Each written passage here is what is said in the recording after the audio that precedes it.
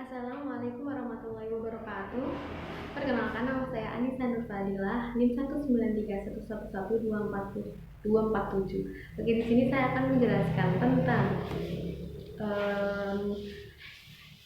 perceraian dalam perspektif perundang-undangan atau hukum konstitusi. Nah, perceraian itu dalam hukum konstitusi itu berada pada pasal 1 tahun 1974, bab 8 pasal 38 sampai dengan pasal 41 sampai tahun 1975.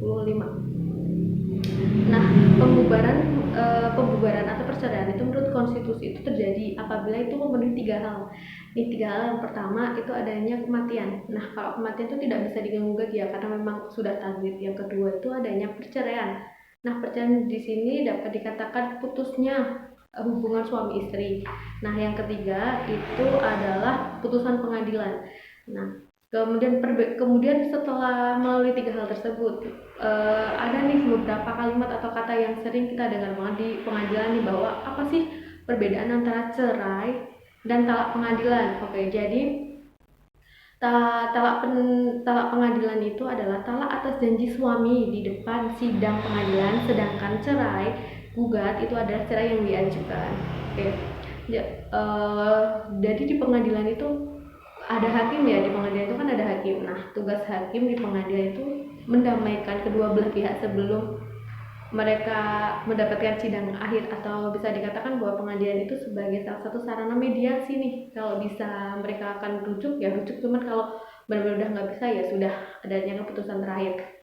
Kemudian jadi pengadilan itu tugasnya itu kayak mempertahankan kedua belah pihak supaya tidak terjadi perceraian. Namun jika dirasa itu nggak bisa dipertahankan lagi, maka tugas pengadilan sendiri adalah memutuskan hasil yang terbaik untuk kedua belah pihak agar mereka dapat melanjutkan hidupnya masing-masing. Jadi kayak tugasnya itu ya udah, kalau emang udah nggak bisa dipertahankan ya udah kita ada putusan supaya mereka berdua bisa melanjutkan kehidupan masing-masing. Oke, menurut pasal 115 KHI itu menyatakan bahwa perceraian itu hanya dapat dilakukan sebelum persidangan di pengadilan agama setelah hakim tidak berhasil mendamaikan para pihak. Kemudian pasal 123 KHI dihitung sebagai perceraian yang dinyatakan di pengadilan.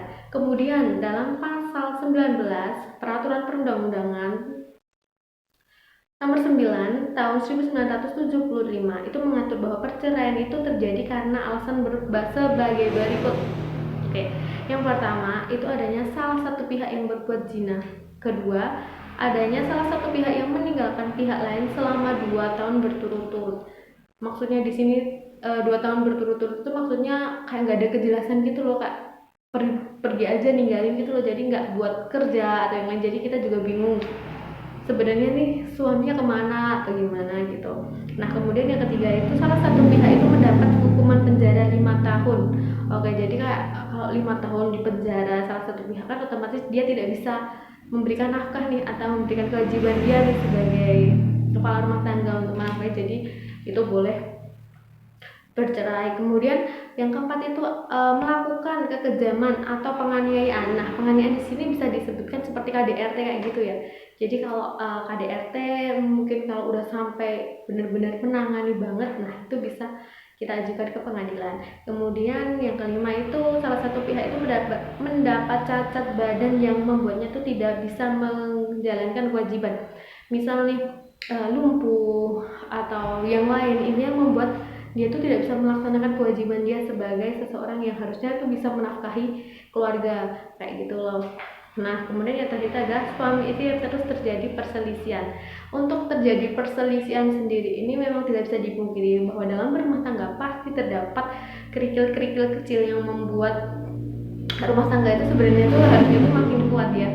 Soalnya kan lama-kelamaan itu bakal diuji. Nah, tapi jika perselisihannya dimulai kecil dan tidak segera diselesaikan, maka perselisihan tersebut akan menjadi besar dan suatu saat akan meledak. Dan jika sudah meledak, maka biasanya tetap akan adanya kata-kata talak atau perceraian yang membuat kedua belah pihak akan merasa ya kayak gitulah, kayak merasa bener-bener udah gak bisa mempertahankan rumah tangga, jadi harus berpisah seperti itu.